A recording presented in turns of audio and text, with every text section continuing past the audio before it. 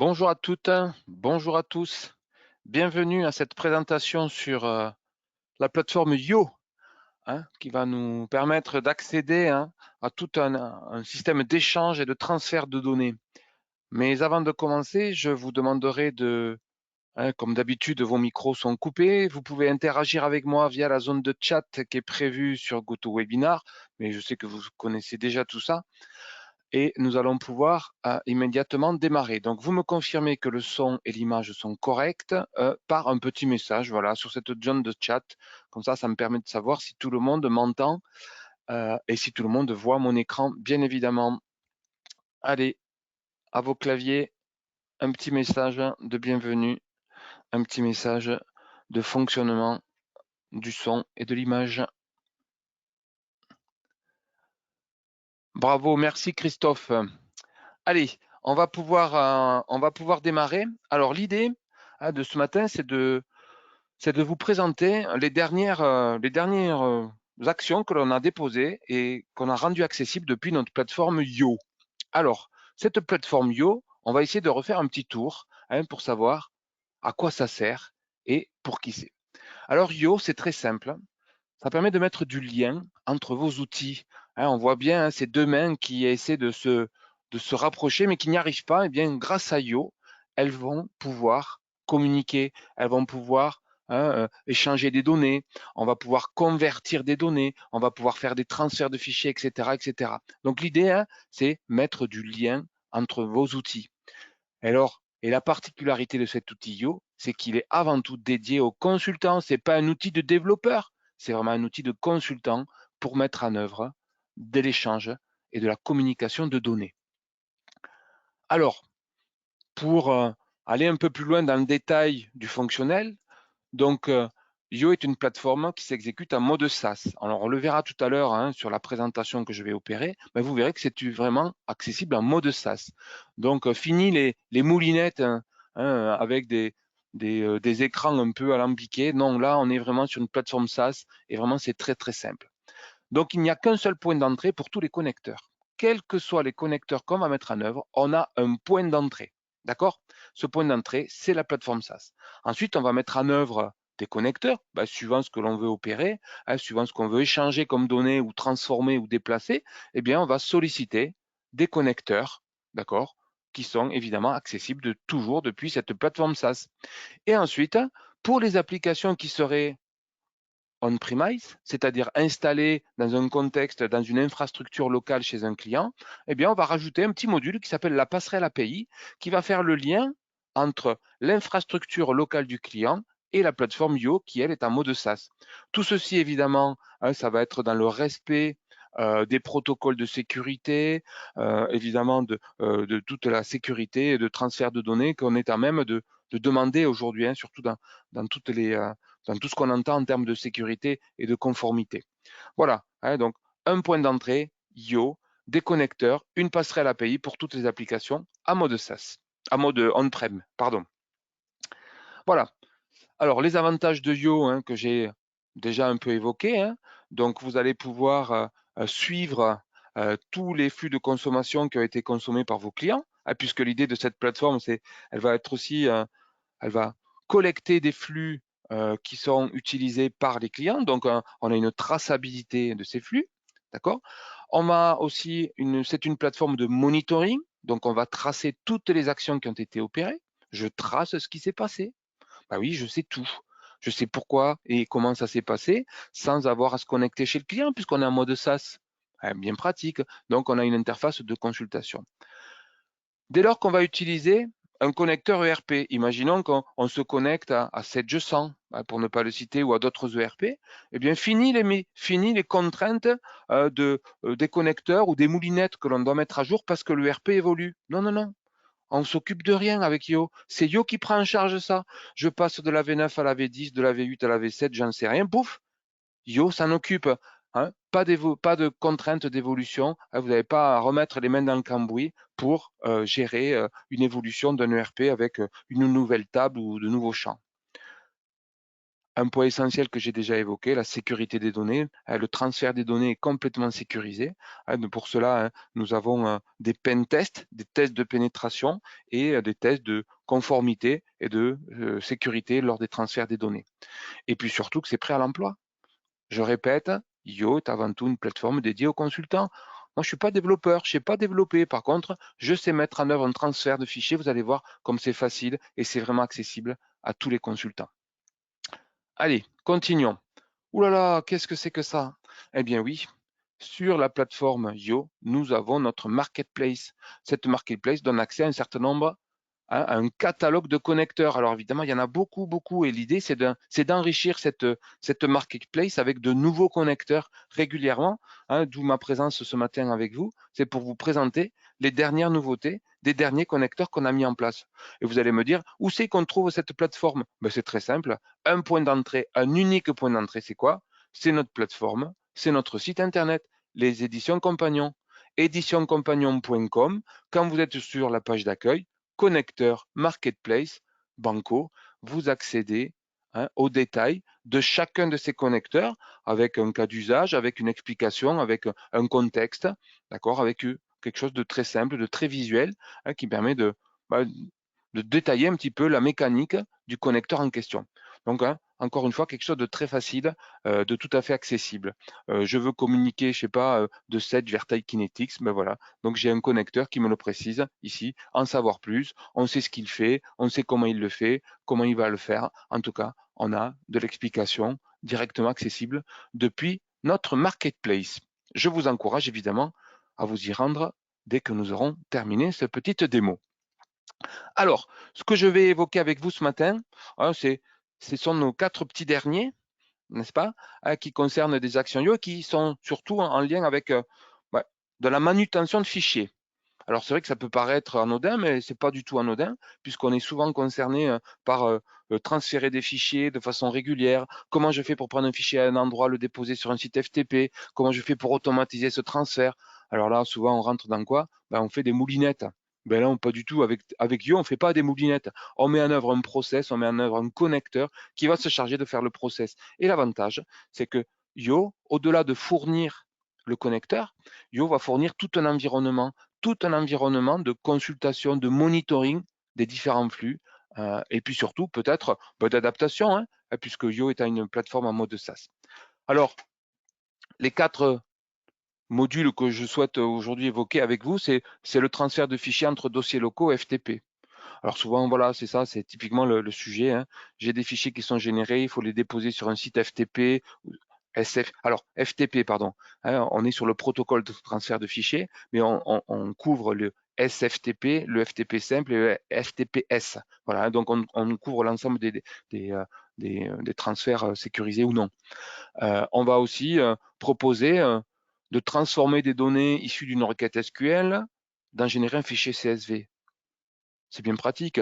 Monsieur le consultant, monsieur le vendeur ADV, vous serez prêt de me mettre à disposition dans un fichier CSV la liste des documents commandes que vous avez créés tous les jours. Oh là là, comment on fait ça? Comment on fait ça régulièrement, puis sans avoir à mettre en œuvre une mécanique manuelle d'extraction des documents pour les déposer dans un endroit? Non. Avec Io, vous verrez tout à l'heure, c'est très simple. On met en œuvre une mécanique, un connecteur qui fait ça. J'exécute une requête, la requête, elle génère un fichier CSV, et ce fichier CSV, pourquoi pas, je pourrais le transférer vers un site FTP. Banco, on va mettre en œuvre 2 connecteurs. Chouette alors. Ensuite, de plus en plus souvent, on nous demande de mettre en œuvre des transferts entre SharePoint et un dossier local. Alors, les deux existent, un dossier local vers SharePoint, SharePoint vers dossier local. Ben voilà, beaucoup de nos clients sont équipés d'un Office 365. C'est bien de pouvoir mettre en œuvre de façon automatisée des transferts de fichiers dans les deux sens. Et puis, un module un peu plus technique, j'allais dire, qui est l'import d'écriture dans 700 à partir d'un fichier texte. Alors, technique, pas vraiment, puisque vous allez voir, c'est très, très simple de le mettre en œuvre directement à partir d'une interface très simple et encore une fois, qui est tout à fait dédiée aux consultants. Allez, regardons un petit peu. Dossier local vers FTP, j'ai un peu évoqué, donc c'est le facteur qui assure vos arrières. Oui, évidemment. L'idée, c'est de pouvoir automatiser la prise en charge d'un fichier ou d'un ensemble de fichiers, dans un dossier local, d'accord, et de le transférer l'ensemble de ces fichiers vers un fichier FTP. Voilà, donc pratique, permet d'externaliser la sauvegarde, permet de mettre à disposition des fichiers à une application tierce, ça permet aussi d'externaliser ou de mettre à disposition des fichiers sans avoir à mettre en œuvre, toujours pareil, une moulinette avec tout un nombre d'aspects techniques, puisque FTP veut dire qu'il faut stocker des mots de passe d'accès au site FTP, toutes ces problématiques de sécurité en lien, non pas au transfert lui-même, mais finalement à tout ce qui entoure ce transfert avec la sécurité liée évidemment au stockage des données et au stockage des mots de passe et des références du FTP. Voilà. Alors évidemment, on va pouvoir planifier ce transfert FTP avec une planification horaire. On va pouvoir aussi le déclencher directement depuis le navigateur. Et puis aussi, on va pouvoir le déclencher à partir du moment où un fichier arrive. Imaginez, vous déposez un fichier, eh bien, vous avez programmé le transfert du fichier qui arrive dans ce fameux dossier local sur justement la réception d'un fichier. Donc c'est automatique. Donc on surveille, Yo va surveiller l'arrivée d'un fichier dans un dossier et dès lors que ce fichier arrive, je le transfère sur le site FTP. Et donc, on va retrouver cette mécanique suivant un protocole horaire manuellement ou par l'arrivée d'un fichier. On va le trouver pour les autres données. Pareil, données SQL, le CSV, je l'ai un peu évoqué tout à l'heure. Souvent, il peut être amené, je veux générer l'extraction de telle ou telle information que je mets à disposition d'un tiers. Et souvent, on nous demande un fichier CSV, puisqu'une base SQL, c'est bien gentil, mais encore faut-il que ces données soient lisibles et soient accessibles. Donc là, pour le coup, on va pouvoir faire cette opération directement programmée depuis Yo, d'accord? Et ça va s'exécuter toujours dans les mêmes conditions de ce qu'on vient de voir tout à l'heure. Est-ce que c'est à heure prévue ou est-ce que c'est déclenché par le navigateur directement depuis Yo, et pourquoi pas à distance, puisque je vous rappelle que Yo, plateforme en mode SaaS. SharePoint vers un dossier local, typiquement j'ai des données sur un SharePoint, je vais vouloir rapatrier ces données directement sur mon disque local pour leur faire subir des traitements, pour joindre ces fichiers à d'autres traitements, etc., etc. Donc on peut tout envisager. Alors sachez que l'inverse existe, dossier local vers SharePoint, oui, mais là je voulais faire celui-là, un SharePoint vers dossier local, pour extraire d'un SharePoint des fichiers, pour les ramener localement dans une infrastructure locale pour un client.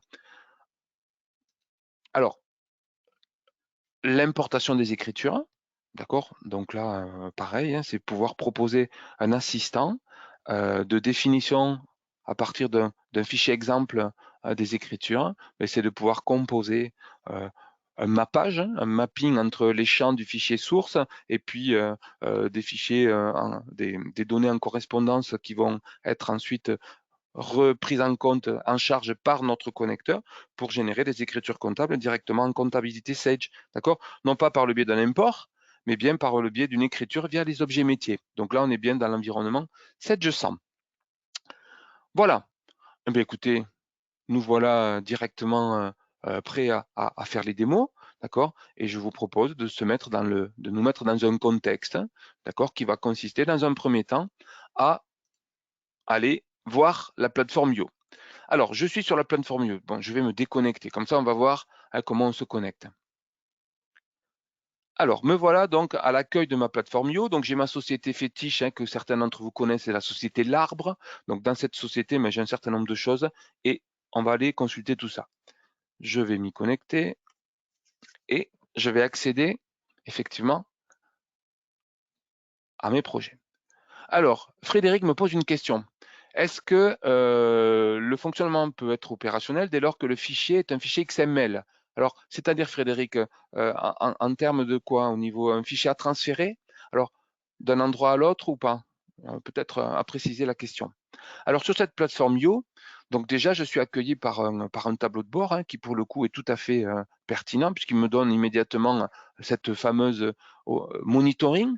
Donc, je suis sur ma plateforme Yo, je suis au bord de la plage à siroter un petit martini, mais je peux accéder à ces données-là avec des traitements qui se sont opérés chez mes clients dès lors qu'il y a des transferts à opérer, à s'effectuer. D'accord? Donc, c'est bien important de bien comprendre ça. C'est cette plateforme qui monitore l'ensemble des flux, même si ces flux se sont opérés localement, dans le cas, pourquoi pas, d'un fichier disque à fichier disque. J'accède à des projets, d'accord? Des projets, c'est mettre en œuvre justement un connecteur, d'accord, et de pouvoir ici paramétrer un certain nombre de projets qui vont faire des actions.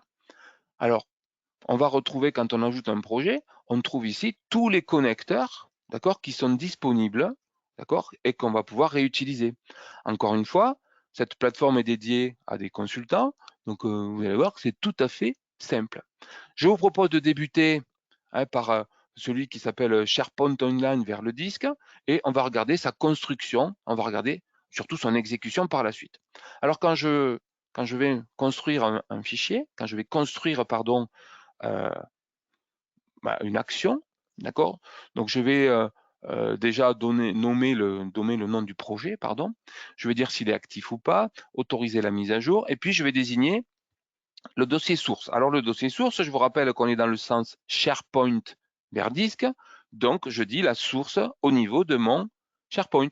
Donc là, je désigne, vous voyez ici, une adresse URL de mon SharePoint, l'identifiant de connectant à ce SharePoint, et puis un fichier source. Alors, si je vous présente ça, regardez, on va retrouver dans mon fichier, alors attendez, il faut que je retrouve le bon, voilà, je suis ici, décidément, voilà, j'ai des navigateurs un peu partout, voilà. Donc, je viens de désigner, vous voyez, j'ai mon SharePoint et j'ai mes dossiers ici qui sont dans ce dossier qui n'est pas très heureux, SageFake, mais en tout cas, pour lequel j'avais fait des démos. Donc, vous voyez, j'ai un certain nombre de fichiers PDF qui sont disponibles dans ce dossier. J'ai donc désigné la source de mon fichier ou de l'ensemble de mes fichiers. Je mets le masque des fichiers à récupérer parce que oui, évidemment, je peux être amené à récupérer du PDF, mais d'autres fichiers.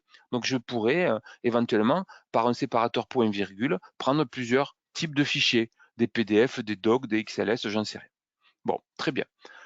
Alors, dans le cas du transfert, est-ce que je souhaite opérer un renommage? Ça peut être bien de renommer le fichier parce que peut-être que je vais être amené à le récupérer plusieurs fois et j'ai besoin de le renommer. Alors moi, la petite astuce que j'ai opérée, c'est-à-dire que j'ai souhaité prendre le nom du fichier qui était sur mon SharePoint et puis j'allais dire, de l'horodater par rapport à la date où j'ai opéré le transfert entre le SharePoint et le disque. Donc là, pour le coup, vous voyez, j'ai la possibilité de définir des variables, donc des variables qui sont un petit peu, dans un premier temps, qui sont nommées, et ces variables, d'accord, on va utiliser une fonction. Alors, on a essayé de se caler, même pas, on s'est calé à la norme Excel, d'accord, puisqu'on parle bien de substitut. Je substitue l'extension, d'accord, j'enlève l'extension du nom du fichier, d'accord. Donc cette variable va avoir comme vocation d'enlever l'extension du fichier. Ensuite, j'ai une deuxième variable qui s'appelle horodatage, d'accord, qui récupère le format de la date, le maintenant. Alors, vous voyez, je me limite simplement au jour. J'aurais pu avoir l'heure, les minutes, les secondes. Et ensuite, la convention de nommage, c'est de dire quoi? Je vais prendre ce nom de fichier auquel j'ai substitué l'extension, vous vous rappelez, la première des variables, à laquelle je mets un tiret et je mets l'horodatage qui, elle, va me donner le jour, la date, le mois et l'année. Et ensuite, je repositionne l'extension qui est .pdf. Donc, c'est dans un cas d'un renommage. Évidemment, cette opération n'est pas nécessaire. C'est simplement pour vous la présenter. Alors, oula, les questions arrivent. Frédéric, la source du fichier d'un CSV XML vers 700. Alors, ça serait plus compliqué puisque nous, on travaille à partir d'un fichier plat sur l'import des écritures. On travaille à partir d'un fichier plat et pas d'un fichier XML pour le coup. Alors, Julien qui me pose une question. Est-il possible de transférer que certains fichiers qui portent une séquence spécifique, par exemple fac? Oui, bien sûr, on peut tout à fait prendre un préfixe. Donc, on a vu qu'on avait le suffixe étoile.pdf. On pourrait avoir fac étoile.pdf, par exemple. Oui, c'est tout à fait possible. Alors, continuons nos sous-onglets. Est-ce que je veux chiffrer le fichier? Alors, le chiffrage veut dire effectivement qu'on va apposer un certificat pour chiffrer le fichier avec une clé publique et une clé privée. Donc là, on met en œuvre un process un peu complexe, d'accord, puisqu'il faut se munir de cette clé privée et de clé publique qui vont permettre de chiffrer le fichier. On saura aussi déchiffrer un fichier dès lors que j'aurai tous les éléments et la clé privée pour pouvoir déchiffrer. La destination des fichiers que je vais extraire du SharePoint, je donne ici, vous voyez, j'ai accès ici, je vais donner ce fichier-là, un retour SharePoint directement ici. Ensuite, j'ai des options. On me dit, si le fichier existe déjà, qu'est-ce que j'en fais? Est-ce que je l'écrase ou pas? Si je ne l'écrase pas, ben, je risque d'être confronté à une erreur, hein, puisque si j'extrais avec l'horodatage 2 fois par jour le même fichier, ben, si j'écrase le fichier, ben, si j'écrase pas le fichier, je vais avoir une erreur. Et ensuite, est-ce que je supprime le fichier de la source après le traitement? Voilà. Dans toutes nos actions, il est possible ensuite d'opérer un archivage. Est-ce que je veux archiver les fichiers que j'ai traités? D'accord? Donc physiquement, on copie, hein, au-delà de la traçabilité de l'événement, d'accord? J'ai opéré un transfert, ben, je garde aussi les fichiers que j'ai transférés. Donc vous voyez, c'est une opération qui est relativement simple. Vous avez vu, pas de difficulté majeure. Un consultant correctement câblé est tout à fait en capacité d'opérer la mise en œuvre de ce connecteur très simplement. Voilà, il est fini. J'ai fini mon connecteur qui va faire le lien entre un SharePoint et mon disque local.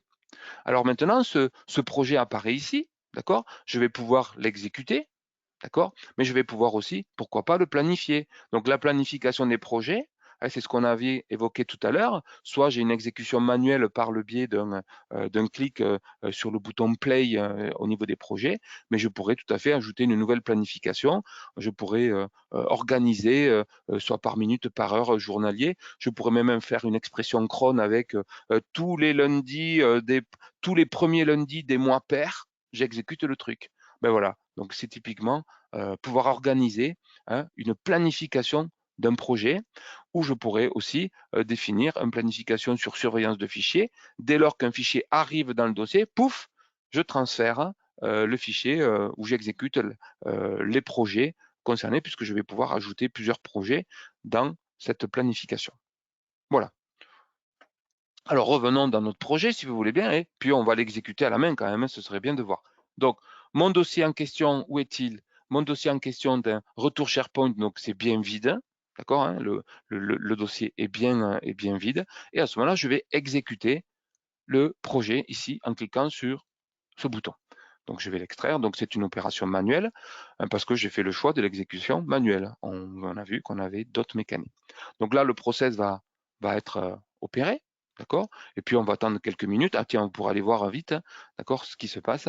Donc que mes fichiers sont en train d'arriver après que je me connecte. Tiens, voilà le premier fichier qui arrive, d'accord, le deuxième, etc. Donc le process est en train d'être exécuté par Yo directement, hein, vous avez vu, depuis une interface en mode SaaS que j'ai déclenché depuis l'interface en mode SaaS le transfert d'un fichier ou d'un ensemble de fichiers d'une plateforme SharePoint vers un disque local. Et tout cela, j'aurais pu le faire au fin fond de l'Amazonie ou en haut du Mont Blanc, dès lors que j'ai une connexion Internet. C'est tout ce dont j'ai besoin. Voilà. Vous voyez, ça se passe très bien pour l'instant. Tout va très bien. Alors, il y a la latence liée à la connexion réseau, évidemment. Mais ça, je vous imaginez bien. Mais voilà, le traitement a été opéré. Alors, ce process, évidemment, cet ensemble de process a été entièrement tracé. D'ailleurs, j'ai actualisé, vous voyez, c'est réussi. Et j'ai un petit détail ici qui apparaît, d'accord, sur la dernière exécution qui apparaît directement ici en disant voilà ce qui s'est fait passer ou voilà ce qui ne s'est pas passé, hein, puisqu'on peut être effectivement dans un contexte où j'ai une erreur. Alors cette gestion des erreurs, elle est pratique puisque vous pourrez aussi suivre ici ces services ici. On va pouvoir accéder aux journaux de traitement. Donc avant tout, IO pardon, permet de tracer l'ensemble des événements, d'accord, ici qui ont été opérés directement sur la plateforme. Et c'est l'équivalent de ce que je viens de voir au niveau du projet là ici. D'accord? Donc tout est tracé, hein, puisque c'est une plateforme aussi, au-delà de mettre en œuvre le process, c'est une plateforme de monitoring. Allez, j'avance. Un autre connecteur qui, moi, me plaît beaucoup, puisque j'ai été confronté souvent à ce type de demande de la part des partenaires ou des clients finaux, c'est de pouvoir transformer une requête SQL de façon régulière en fichier CSV. Et ça, souvent, c'était un peu compliqué à réaliser. Il fallait faire une commande de DOS en tapant du BCP pour ceux qui connaissent. Oh là là, quelle usine à gaz, quoi. Donc là, vous allez voir, c'est vraiment hyper simple. L'idée, comme toujours, c'est d'avoir un assistant qui guide le consultant, pas le développeur, hein, on est bien sur du mode consultant. Je vais traiter l'export, je vais dire le dossier de traitement où je vais déposer le fichier CSV? Ben, je vais le déposer dans le dossier. Quel est le nom qui va être porté? Et je pourrais tout à fait horodater le fichier. Bon, c'est pas le choix que j'ai fait, mais je pourrais horodater le fichier, c'est-à-dire qu'entre le nom du fichier et l'extension, ben, je mettrai l'horodatage. Au niveau de l'option CSV, je vais désigner quel est le séparateur de champs, puisque l'extraction d'une requête SQL va me donner un certain nombre de colonnes. Quel est le séparateur de champs entre ces colonnes? Ben voilà. Est-ce que je vais nommer dans le fichier CSV, est-ce que je vais nommer les entêtes de colonnes? Comment je vais l'encoder? Comment je vais l'encoder? Est-ce que j'ai besoin d'encadrer des champs ou pas? D'accord? Est-ce que je veux mettre je sais pas, une double cote ou un pipe ou un crochet entre fermant, ouvrant, peu importe, en tout cas, je sais faire ça. Et ensuite, je vais désigner ici, il faut bien que je désigne la base de données où je vais exécuter ma requête. Ah oui, donc là, pour le coup, on a accès à une ressource. La ressource, en fait, c'est de désigner ici, vous voyez, si je modifie la ressource, donc c'est une ressource que j'ai créée. La ressource me permet de désigner l'instance SQL et la base de données à laquelle je vais envoyer la requête SQL. D'accord? C'est une base Sage, ça pourrait être une base de BP, ça pourrait être n'importe quelle base SQL, enfin une base Oracle, pourquoi pas, puisqu'Oracle marche en SQL. Donc pas de souci, je peux accéder à tout type de base dès lors que le langage est reconnu. Voilà. Ensuite, j'ai un dossier requête, puisque oui, effectivement, il faut bien que j'ai un dossier requête. Il faut bien que j'ai un espace sur lequel je vais stocker la requête. Alors là, pour le coup, on fait appel à une technicité. Bon, ça, faire une requête, on peut demander à quelqu'un de nous aider en tant que consultant de faire la requête. Mais l'idée, c'est ça. Et cette requête, d'accord, elle est portée par un fichier qui est ici, que j'ai nommé comme ça. Et ce fichier, je vais vous le montrer. Donc, c'est un fichier XML, puis voilà, dans lequel on a un certain nombre de choses. Vous voyez, bon, très bien.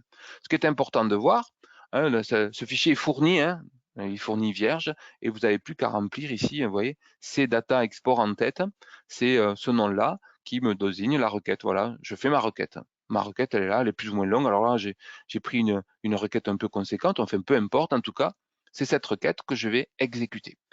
Ce qui est intéressant, c'est qu'on va pouvoir utiliser aussi prends-moi les exports, ne reprenons pas l'ensemble des documents en tête, on pourrait tout à fait utiliser une date, une notion de date, incrémentale qui dit je ne renvoie que les données qui ont été modifiées depuis la dernière fois. Je ne vais pas chaque fois tout réexporter. Ça peut être intéressant de dire tu m'exportes que ce qui a été rajouté de forme incrémentielle depuis la dernière fois. Oui, là c'est tout à fait possible. Il suffit que dans la clause where, d'accord, par exemple, on pourrait dire la date de pièce serait supérieure à ce champ-là. Et nous, c'est nous qui gérons ensuite la prise en compte de cette information liée à la date de la dernière fois, si je peux dire. D'accord? Voilà. Donc, rien de très compliqué. L'avantage de ce fichier XML, c'est-à-dire qu'on va pouvoir stocker plusieurs exports. Vous voyez là, j'ai nommé ici ces data export en tête. Je le retrouve où ça? Cette information, je la retrouve ici tout simplement. Ces data export en tête. Mais peut-être que je pourrais exporter les lignes. À ce moment-là, je ferai un autre projet dans IO qui exportera les lignes, puis les clients, puis les articles, puis je ne sais pas quoi. D'accord? Donc, j'aurai plusieurs projets, d'accord, qui exportent différentes choses. Au lieu d'avoir autant de fichiers XML qu'il y a de requêtes, eh bien, dans un seul fichier XML, ça c'est génial, dans un seul fichier XML, je pourrais avoir plusieurs définitions de plusieurs requêtes. Regardez, on a le même bloc, on a un autre bloc ici qui prend ici un nom, le nom d'un identifiant d'extraction. Donc dans un seul fichier XML, je pourrais avoir plusieurs requêtes qui exportent qui les lignes, qui les entêtes, qui les articles, qui les clients, qui je ne sais quoi. OK? Donc tout ça dans un seul fichier XML qui est déposé localement. D'accord? L'avantage de dépôt local, effectivement, c'est que on est sûr que tout reste chez le client en termes de sécurité. Voilà. Donc là, j'ai procédé ainsi à ce traitement-là. Je vais pouvoir maintenant soit l'automatiser de façon régulière, soit l'exécuter manuellement par le biais d'un play ici que l'on aurait. Données SQL vers fichier CSV, j'exécute. Et là, ce qui va se passer, donc la requête va être lancée auprès du serveur SQL. Cette requête va être déposée, le résultat va être déposé dans un fichier retour export SQL. Donc le fichier est en train d'être composé. D'ailleurs, on voit la date. D'accord? Il est en train de s'enrichir. Il fait 80 kg. On va vérifier. Tiens, mais voilà, c'est fini. Parfait. Allons voir le fichier. Donc en ouvrant le fichier, pardon, je vais ouvrir mon fichier. Donc, je retrouve l'extraction qui correspond à ce que je lui avais demandé. Donc, on voit qu'on a tous les champs. Alors, l'idéal, on pourrait peut-être l'ouvrir dans Excel, ce serait plus simple. J'ouvre mon fichier export et là, j'ai bien mon fichier export. Et ce fichier export pourrait être lui-même pris en charge par une autre action de Yo qui prendrait le transfert vers un site FTP ou ailleurs.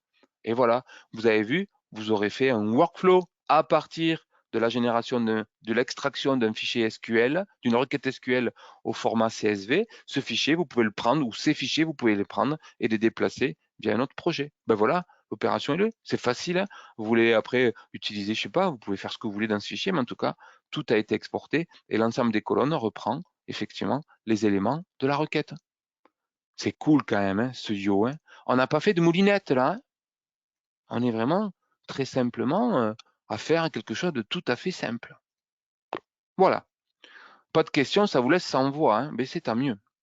Alors, le dernier connecteur auquel que je voulais vous présenter, c'est celui qui permet d'importer les écritures. Bon, toujours dans une même logique de simplicité, allons voir. On va aller voir ça. Très bien.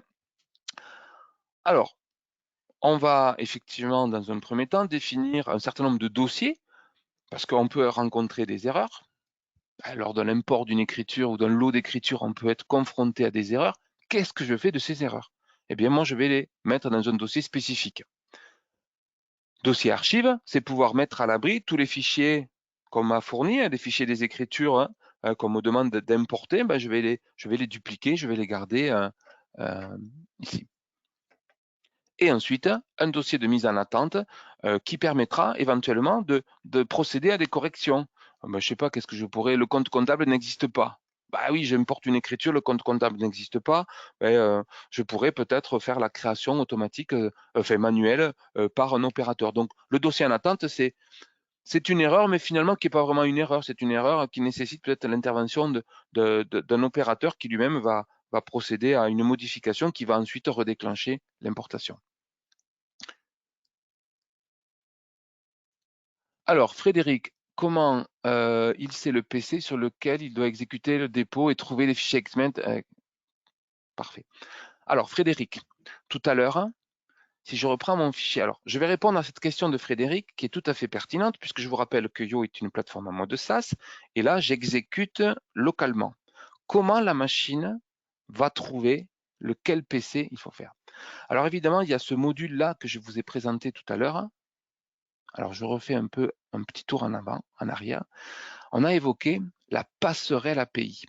La passerelle API, c'est ce petit module, effectivement, qui est installé sur l'infrastructure du client, qui va faire le lien, qui va dire sur quel PC, effectivement, on opère. Alors, cette passerelle API, d'accord, s'exécute ou s'installe ici, d'accord, depuis ici, hein, depuis un agent, d'accord, et cet agent, il est exécuté, il est installé sur ma machine, on le voit, il est installé sur cette machine. C'est comme ça qu'il fait le lien. D'accord? C'est comme ça qu'il sait que Yo est branché, j'allais dire, sur cette infra locale. Et c'est comme ça qu'il sait trouver effectivement les fichiers, les ressources disques, les ressources SQL, etc. etc. Donc c'est un module qu'il faut installer, c'est ce que nous appelons la passerelle API. C'est ce qui établit en fait un lien entre guillemets VPN entre une infrastructure locale du client et Yo. Est-ce que c'est clair, Frédéric? Peut-être pour les autres aussi. D'accord? Donc, cette passerelle API, dans le cas où j'ai des applications en mode on-premise, doit être évidemment installée et doit être générée à partir ici de la plateforme Yo.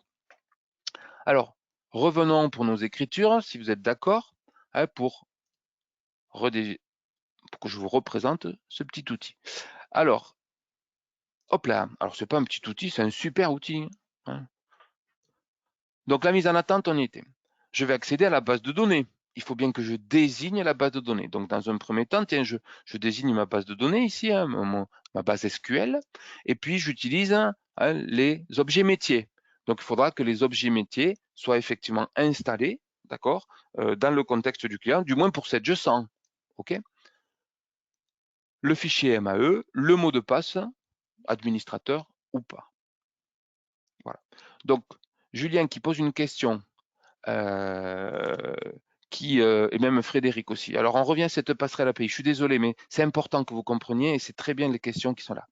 C'est donc cette passerelle API qui permet de basculer d'un dossier en local vers un dossier FTP, par exemple. Oui, Julien, c'est tout à fait ça. C'est bien cette passerelle API qui fait le lien entre une infra locale, on-premise, et le monde du cloud, le monde du cloud. D'accord? Alors, évidemment, ensuite, il faut organiser, s'il y a plusieurs serveurs, mais il y a tout un tas de mécaniques pour effectivement démultiplier et installer ces passerelles API sur autant de serveurs qui sont concernés, bien évidemment. Alors, continuons au niveau de mon écriture. Ne me faites pas perdre mon fil de l'histoire. Donc, on définit l'accès à la base de données. Très bien. Ensuite, je vais désigner le dossier des écritures à importer. Ben oui, je vous rappelle que Yo a vocation aussi à exécuter de façon régulière un import de fichiers dès lors que le fichier arrive ou à périodicité prévue. Donc, il faut définir le dossier, le masque des fichiers, et puis je vais avoir un fichier de configuration du modèle. Ce fichier de configuration de modèle, finalement, c'est de définir le format d'import. On a en entrée un fichier qui vient d'une compta ou je ne sais quoi, d'un ERP quelconque. Il faut le mettre en correspondance avec des données que Sage est en capacité de comprendre. Donc pour cela, on a un assistant de configuration, puisque les consultants, parfois, on a besoin d'être accompagné. Et donc, on a un assistant, n'est-ce pas, qui est ici. Cet assistant, il est là. Donc, c'est un assistant qui permet de paramétrer le fichier d'import des écritures pour le passer, j'allais dire, à notre connecteur. Donc, je vais charger une configuration. Donc, la configuration ici, je vais la retrouver dans le dossier temple. Voilà, Yo, voilà, je l'ai là, fichier d'import des écritures ici, il est là. Alors, qu'est-ce que j'ai mis ici? Donc, je définis un certain nombre de choses. Est-ce que c'est des fichiers en délimité? D'accord. Est-ce que j'ai des lignes optionnelles, le format des dates, le séparateur décimal, l'encodage du fichier qui va être traité, le séparateur de colonnes au niveau du fichier source. Donc là, on est bien dans la définition du fichier source. Et pour aider le petit monde, on va donner un fichier source, un fichier exemple. Voilà. J'ai un fichier exemple ici que j'ai défini ici même. Donc, dès lors que j'ai ce fichier exemple, c'est bien pratique, encore une fois pour un consultant, de pouvoir modéliser, d'accord? On va modéliser.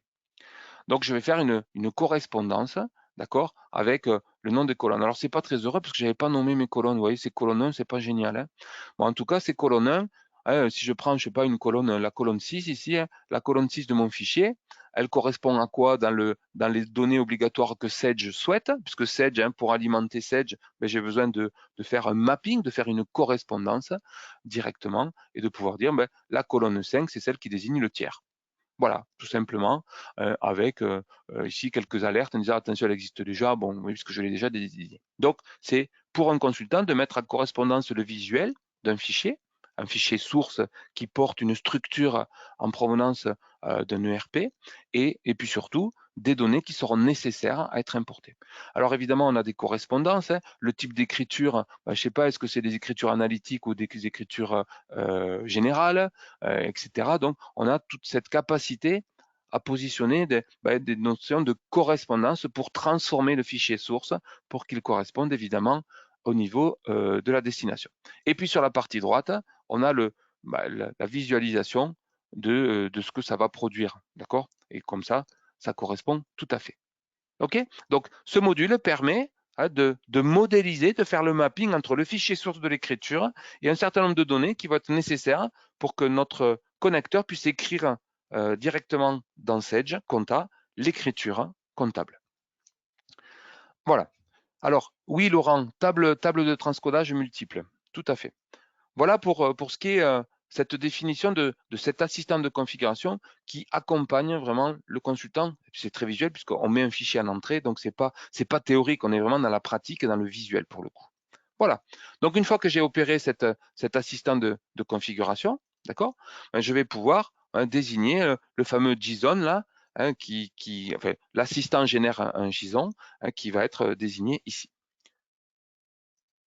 Je peux aussi désigner un certain nombre de clés d'unicité, d'accord? Ces clés d'unicité, effectivement, pour éviter pourquoi pas l'importation double, la double importation. Vous voyez, on a cette notion d'ID unique. Imaginez que dans le fichier source, j'ai un ID d'écriture. Mais cet ID d'écriture, pourquoi pas, je pourrais la mettre dans une info libre. Donc c'est par ce biais-là que l'on va pouvoir garder et suivre, j'allais dire, les importations en évitant des réimportations d'écriture déjà faites. Ensuite, on a la notion de mise en attente. Donc, dès lors que, par exemple, un compte général n'est non trouvé, une section analytique est non trouvée, un compte général non trouvé, eh bien, je pourrais effectivement mettre à l'abri, mettre en attente le temps que l'opérateur aille créer le compte général, la section, le compte général, etc., etc. Hein, voilà, c'est tout simplement, c'est de dire, ben, je mets en attente, et donc les écritures pour lesquelles il me manquerait un de ces éléments sont mis de côté dans le dossier en attente avant qu'elles ne soient relancées. D'accord? Ici, on parle de minutes. 2 minutes, donc il va lancer, c'est-à-dire que là c'est 1 minute, alors c'est peut-être beaucoup, mais 5 minutes, et puis on pourrait dire ici le temps long c'est 60 minutes. Alors ça veut dire quoi ces temps de relance court? C'est le temps qu'on va laisser à la machine avant de retenter le traitement. Il manque un compte tiers par exemple. L'opérateur il voit qu'il y a une erreur, qu'est-ce qu'il va faire? Il va aller dans sa compta, il va rajouter le compte tiers par exemple. D'accord? Eh bien la machine, Yo en l'occurrence, va essayer de retenter de passer les dossiers, de ce fameux dossier en attente, il va essayer de le remettre, de retenter, il va le repasser à la moulinette pour essayer de l'importer. Au bout de 5 fois, s'il n'y arrive pas, eh bien après, il va passer un temps long, c'est toutes les 60 minutes. D'accord? Il va passer. Et ensuite, au terme d'un délai, alors je ne sais plus lequel c'est, j'ai un trou dans la raquette, après, il va être mis en erreur. D'accord? Puisque dès qu'on sort de cette notion de relance long, mais il va passer ensuite en erreur, puisque ça veut dire il ne peut pas importer.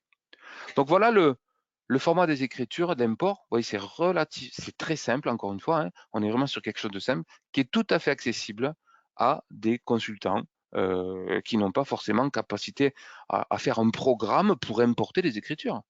Voilà.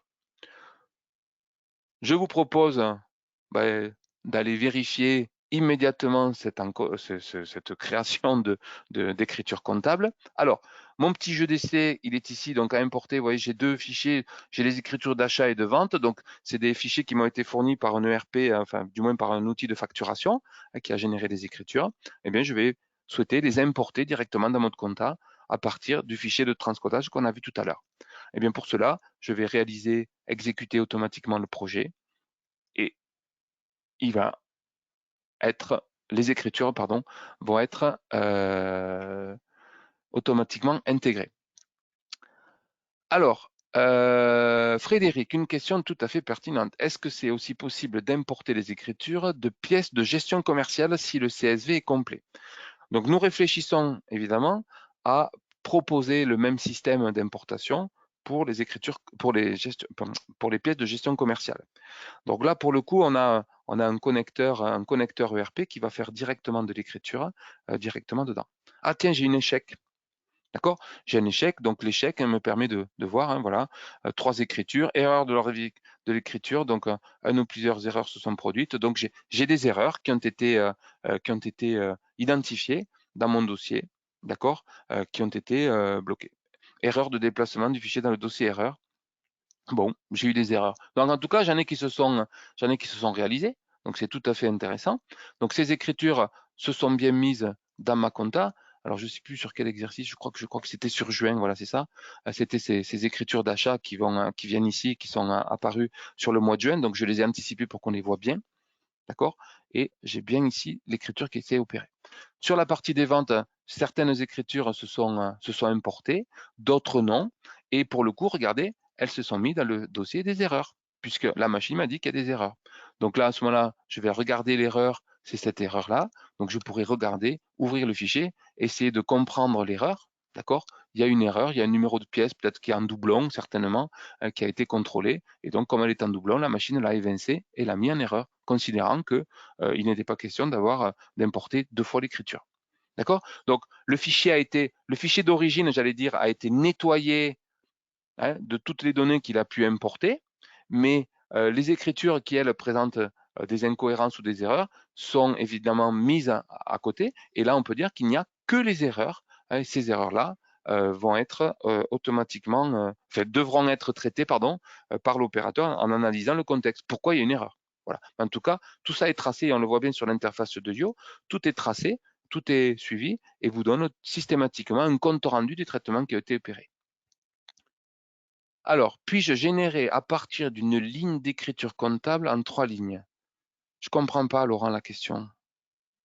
Puis-je générer à partir d'une ligne une écriture comptable en 3 lignes? Ça veut dire que sur une seule ligne, par exemple, j'aurais le hors-taxe, la TVA, le TTC, c'est ça? Et peut-être le tiers, ce serait de transformer l'écriture. Ah oui, transformer un enregistrement dans lequel j'aurais toutes les données sur la même ligne, le générer sous forme d'une écriture. Par rapport au connecteur qui est actuellement actif, non, on ne saura pas faire ce type d'opération, mais peut-être c'est à réfléchir effectivement si le cas se présente, s'il y a des problématiques concrètes par rapport à ça, on pourrait y réfléchir, pourquoi pas? Ouais, pourquoi pas? Pour faire un connecteur, bon, faut voir après faut voir s'il y a une fréquence dans les demandes au niveau de ces traitements qui restent toujours un peu exotiques. Voilà. Alors, pour avancer et conclure, alors qu'est-ce qu'on a vu? On a vu que la mise en œuvre d'un certain nombre de connecteurs qui finalement pourraient représenter beaucoup de travail en termes de développement pour une équipe de développeurs au sein d'une entité, d'une entreprise, ben, c'est du temps passé, c'est des moulinettes à tester, à contrôler. On va regarder avec Io. Ça a été fait en combien de temps? Allez, en 45 minutes, on a fait tous nos transferts là. C'est pas mal. C'est simple, c'est accessible à des consultants, c'est vraiment la vocation de cet outil-là. Et puis, notre marketplace, évidemment, s'enrichit régulièrement de nouvelles actions pour faire des traitements qui sont dans la vraie vie. C'est vraiment du concret, c'est vraiment du réel, tout ça. Voilà. Alors, si vous n'avez pas de questions ou d'autres questions, je vous propose de vous libérer, de vous souhaiter une bonne fin de journée et puis de vous proposer de me rejoindre régulièrement sur les nouveautés de nos autres produits. Et bien évidemment, tout cela, vous trouvez sur notre site qui reste le point d'entrée de toutes vos questions et tenez-vous au courant directement sur le site. Merci à toutes, merci à tous, passez une belle journée et à très vite.